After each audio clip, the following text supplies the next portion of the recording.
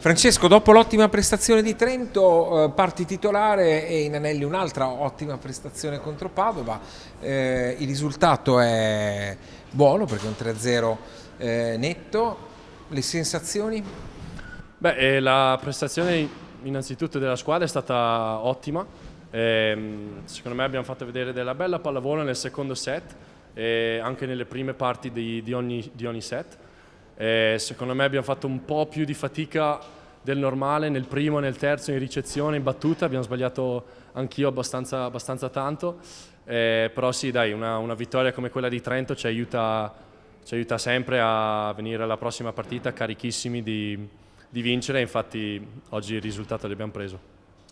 Il coach ha detto che bisogna sempre mantenere alta l'attenzione perché però insomma state inanellando una buona serie.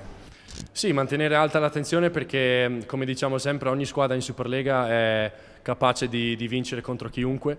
Questa Padova ha quasi vinto contro Modena e la Lube nelle due partite precedenti ed ha anche battuto la Lube in casa loro, come si dice, prima in stagione.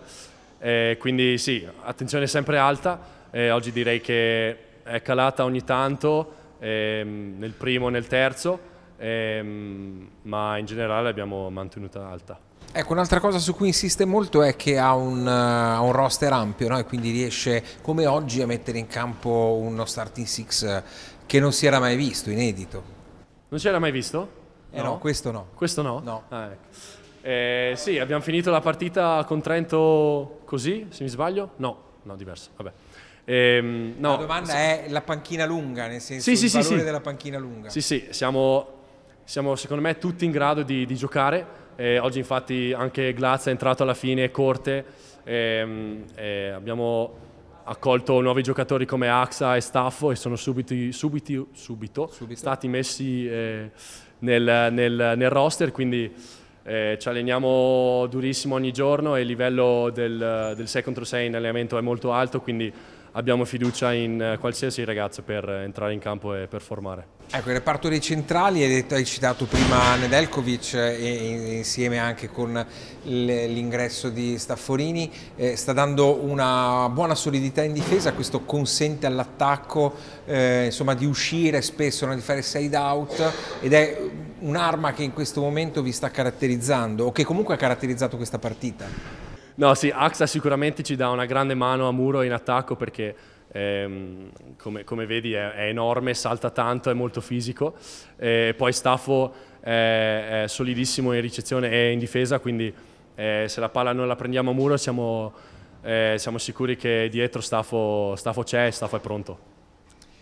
C'è Cuneo sabato, poco tempo per riprendere gambe. Sì, abbiamo avuto poco tempo sia oggi che per Cuneo. Però il coach dice se una squadra vuole ambire a giocare Ma anche sì, il mercoledì certo. bisogna abituarsi. Certo. No, anche per questo abbiamo un roster ampio, così magari diamo un po' di respiro ai giocatori come Keita, che ha fatto 30 punti contro Trento, che magari ci servirà di più per le partite che stanno per arrivare. Però sì, avere partite così vicine non è facile, ma comunque, come hai detto prima tu, avere un roster così ci permette di affrontarle nella maniera giusta, di far giocare tutti, quindi sono sicuro che ce la possiamo fare.